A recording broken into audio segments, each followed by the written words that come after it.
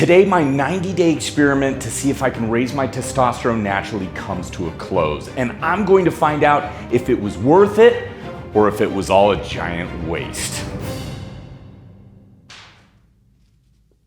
No way. To quickly recap, a little over 3 months ago, me and my brother Brandon had our testosterone checked and mine came in a little low. And I wanted to use it as an opportunity to see how much I could raise it naturally. So for the past 90 days, I've been focusing on food, sleep, my productive habits, and I'm wrapping it up today with one of the most important, that being working out. So I'm about ready to hit the gym and then we're gonna see where that number's at.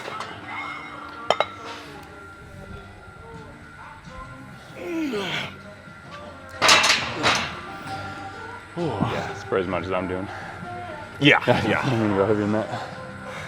And that's the thing, you always got to keep yourself slightly uncomfortable in the gym.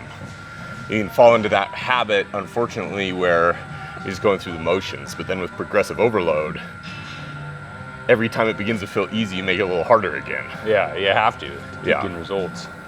That's the hard part. It starts getting easy, then you're not doing it right. Then you're not progressing, then you plateau, then you get frustrated, then you quit working out. Yeah, life is a struggle. That's how you become better. I've been using this experiment as an opportunity to try to make key little changes. So introducing something like a compound movement such as deadlifts or squats is a time long since past. I'm not making those new gains anymore. I really have to key in and focus on areas of improvement. With working out, for me, it's all been about progressive overload. Small increases in weight week by week, and combining that with focusing on my food and my sleep, all these elements have come together and I'm feeling stronger and healthier than I ever have before, which in turn really helps to motivate me to try to even become better.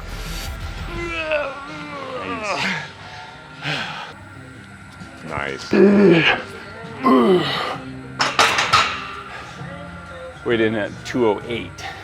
208? I Wow. know. The last Keep time you dropping weighed that, weight. you were like 13 years old. Yeah, I know. It feels like it. I look 13 body-wise. Always something. Never easy. You were sick for a good period of time. How many days? Man, like a whole week. Wow. Felt like. Now it's Brandon's turn to take the testosterone test. Yeah. I'm the younger and weaker brother now. With the 750 level testosterone, which actually does go right in line with. It's not so much the numbers sometimes, it's how much you feel. Yeah. Because that was a comment a lot of people said, and Brandon's a perfect example right now, getting over a cold, sickness, feeling a little weakness. He has high testosterone, but he looks like shit. No, I'm kidding. Yeah. And you know, it can fluctuate too. I mean, who knows? Now, maybe it's, low. I don't know. Yeah. Maybe you shouldn't, read too much into Exactly. it. That was what I meant. Yeah. I didn't mean you look like shit. Yeah. That's okay. You can say it. It's fine. I kind of do. You look a little like shit, but not a lot. That's why I got this big shirt on, just cover up my skeletal structure that's underneath. Nice. Oh man. That's important, is just being on a plan. Any plan. It is so helpful in order to accomplish whatever goal it is you're looking towards. Mine in this particular circumstance being to see if I can raise my testosterone naturally, and having a regimented plan that we're following really helps to achieve that goal. The workout is done, and in regards to physical exercise, the other thing that I've been trying to do is sprinting. I haven't done as much as I'd liked. I've been doing it the past couple weeks, but I have been implementing it interval training style. So I'll sprint for about 20 seconds and then I will have an active recovery for 40 seconds. I'll repeat that for about 10 to 20 rounds. Other than that, there was suggestions from some of you for supplements. Ashwagandha was one of it. I did some research into it, and to me personally, it felt like there was more cons than pros, so I didn't supplement it, and I really didn't supplement anything other than caffeine. Sometimes I'll come on and off creatine, glutamine, but for the purpose of this test in particular, it was really just whole foods is where it was at. And now having said that, I am going to get one last meal. I'm going to fast. I'm going to wake up in the morning, and then it's testing time. This has been a long time coming. The workouts, the sleeping, the eating, the drinking, it's all been on point. But now it's time to find out what's going to happen, because the numbers don't lie. I've been doing an experiment over the past couple months. I've been trying to raise my testosterone naturally through like sleeping better, working out, eating. Yeah. So this is the big finale for me. Right. That's awesome that you kind of do it naturally. Oh yeah, thanks. And now we just have to wait for the results. And I wanted to answer a question that a lot of people have asked over this video series, and they've said, well, numbers aren't everything. And to that I say, I agree with you, but this has also been an excellent opportunity to try to use it as motivation to become even better, because really that's what it's all about. You never want to stop. You never want to kind of get to the peak and go, oh, I've made it. Now I can rest on my laurels. At least I can anyways, because once I do, I start to slide back down again, and then I look up and I see the top of the mountain and I got a long climb to go. So for me, you always keep climbing. Or like we like to say, you're always one rep closer. And the 4 key areas that I've really been trying to better over the past 90 days has been food, sleep, mood, and workouts. With food, I've really tried to focus on single ingredient whole food. I feel that's went really well. In retrospect, I would say there probably wasn't like a huge change that I saw, but a lot of times it's maybe not what's happening externally, it's what's happening internally. So even though maybe I'm not getting a decrease in like body fat or things of that nature, it doesn't mean that it's not just a really great habit to focus on. Sleep, I've always been a really good sleeper, but I will say there was one key factor that helped me substantially, and that is beginning in January, I have not drank for a total of 5 months, which has really helped with my sleep overall. So as far as sleep is concerned, I would say giving up drinking for those 5 months was probably the biggest key factor in sleeping even better. With workouts, I've really, again, focused on that progressive overload, which I feel was a component that was kind of lacking a little bit in my training. So that's really, really helped me out. And as far as mood has went, I've really tried to focus a lot on productivity, getting into healthy habits, and most importantly, sticking with that consistency. So even though I didn't see huge progresses in every single one of those categories, I did make small improvements, and I am really happy about that. And those were some of the biggest things that I tried to focus on over this period of time. And now it is time to see if all of that made a difference as we check out the results of my testosterone test.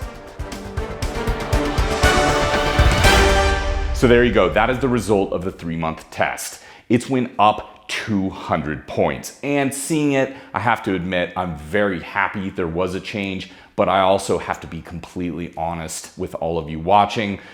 I don't feel like a changed man. I don't feel like a superhero. I don't feel like there's been anything so life-changing. I was like, oh my God.